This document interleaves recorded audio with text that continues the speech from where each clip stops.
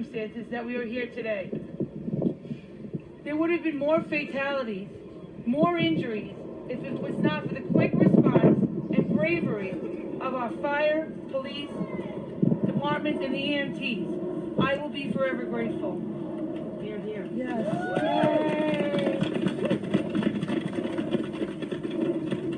Unfortunately, we were brought together this morning by a tragic accident that could have been avoided.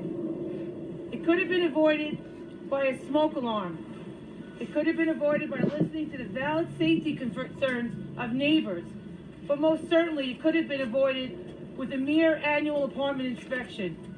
Plain and simple.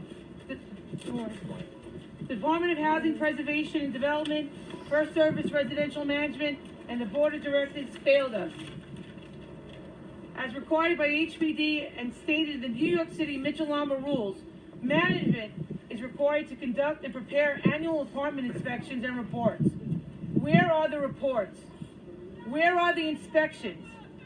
Apartment inspections are not only necessary, but required in order to ensure the safety and quality of life for all shareholders.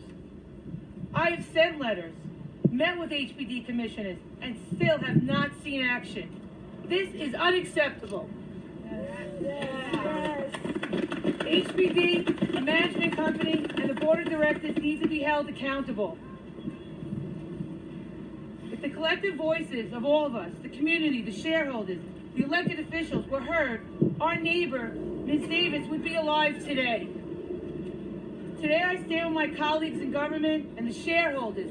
Many of you here have reached out to call out HPD for their lack of oversight and enforcement, ensuring our annual apartment inspections take place within Dayton Beach Park, New York City. Disgusting. In addition, we are requesting that HPD conduct a full review and investigation of mismanagement of First Service Residential Management and Board of Directors. Have her removed. Have me removed for what? Have her removed for what? Why am I removed? Because you're one of them. I'm getting kicked out of my apartment because of our councilwoman. And you're on their side. You're the one asking, oh, did they move out yet? Yeah, okay. Me and my 7-year-old don't live in an apartment because of this woman and Joanne Smith. So all of you can kiss my ass. In addition, we are requesting that HPD conduct a full review and investigation of mismanagement of First Service Residential Management Board of Directors. What are we doing, Stacy?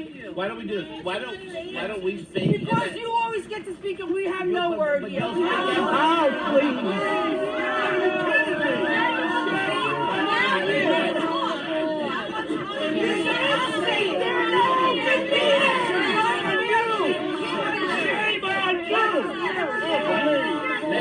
Why don't we have, this is not, let her speak and then you speak. I don't want to speak. Why are you interrupting? You are speaking! At this time, I'd like to Shame on you! Shame on you! Shame on you! Shame on you! Get out! Good morning, everybody. Yeah, you're inspections, right? So the idea here is this. We have a situation here where somebody died. And the bottom line is, I don't think that out of respect for the person who passed away, we should be acting like this. We need to move forward. We need to move forward as a people. We need to make sure that the correction is done.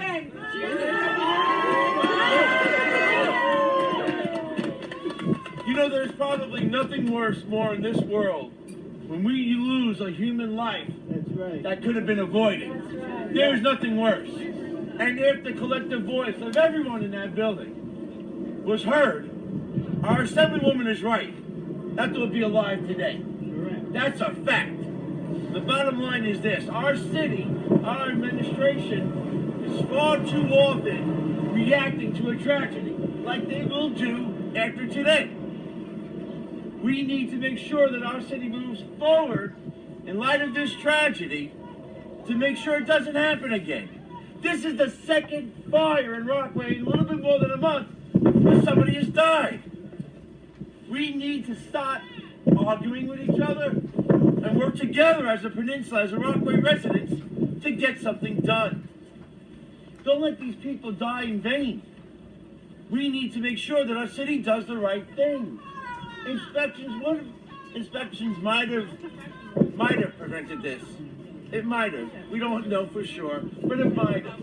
But all our Assemblywoman is asking is that the city do what it was supposed to do. That's all. Amen. Very simple. Thank you. Very simple. It's about time we stop reacting and start preventing. I stand with my Assemblywoman proudly. I stand with Stacey proudly to make sure that we can move forward as one collective voice. God bless Stacey. To prevent further tragedy. God bless you.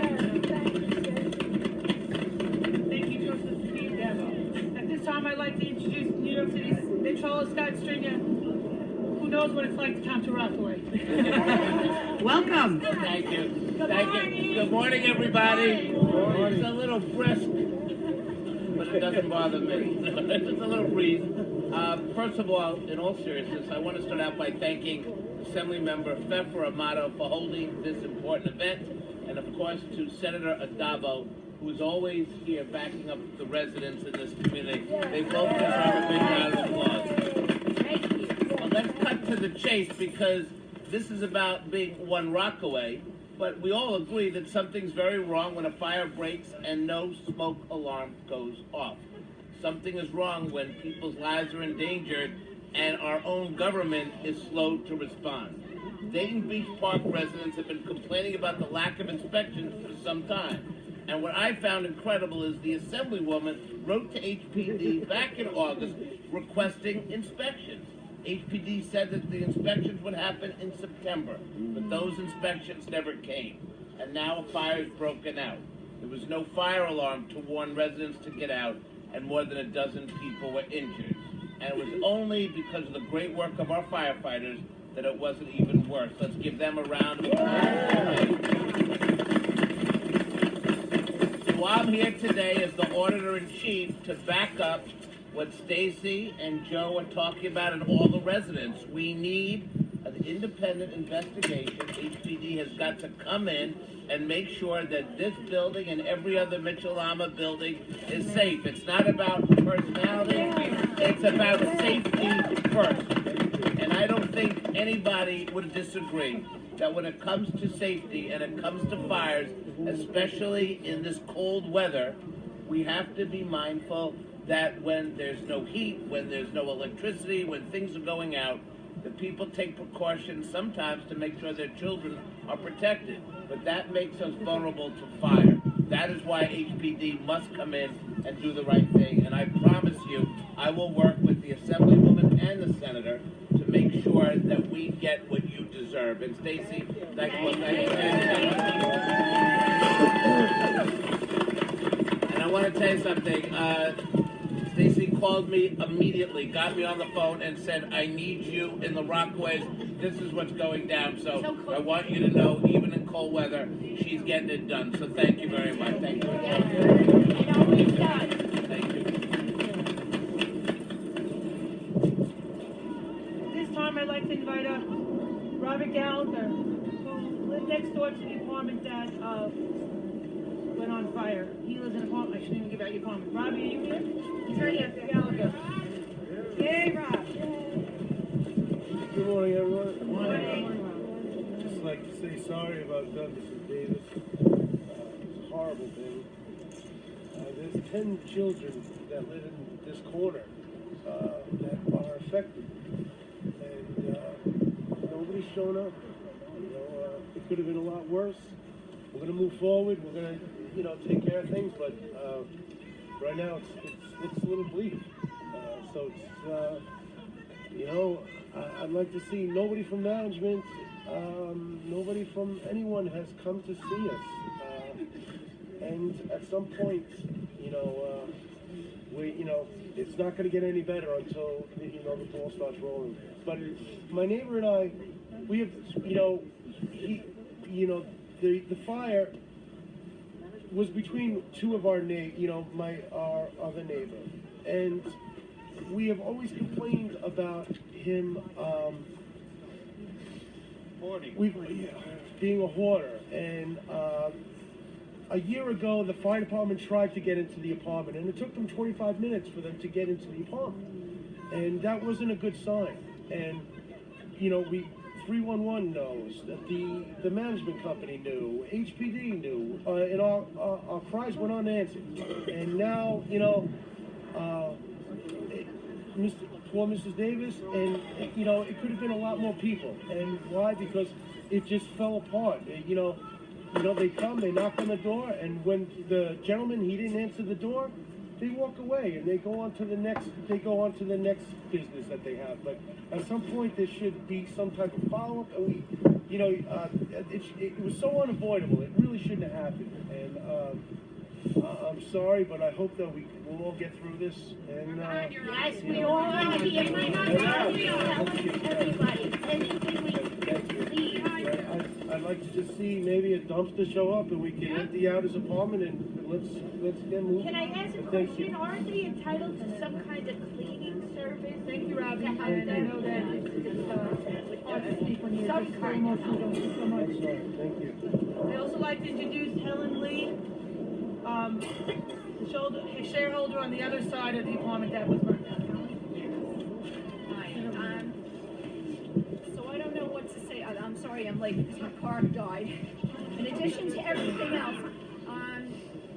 what happened was anyone's nightmare. But I can tell you that it's funny that Laura Gallagher and I have said this all the time. I said one day he's going to start a fire because of all of the junk that he has, that he literally, when he opens his door, has to climb over a pile to get into a door that opens this much. That was our biggest fear. And I'm just grateful that I just went downstairs with the baby, and within 20 minutes, his apartment went up. I didn't smell anything when I was leaving with her, so that's why I say it had to have happened between 20 and 25 minutes.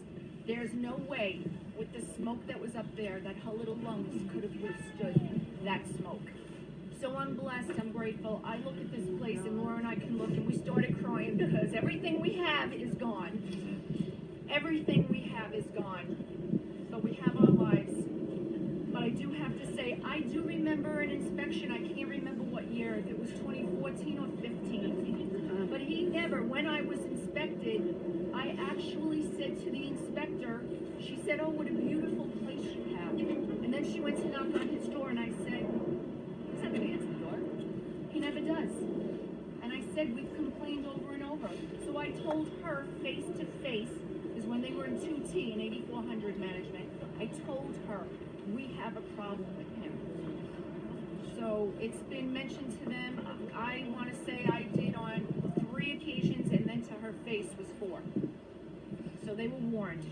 And now our nightmare has come true. So sorry, Helen. We're behind you, Helen. I know you will. Thank you. I just want to say in closing that I want to thank Senator Dabo and Controller Scott Stringer, and I want to say on a personal note in the sense that when I took office and you stand up for people, it's because I can stand up for people without voices. But this, for no reason here, there's voices. And I have to thank every single person who came out here today to support me, to support ourselves, support your elected officials in standing up for what needs to be done in these buildings. I don't say that easily. I'm overwhelmed by all of you being here. I'm overwhelmed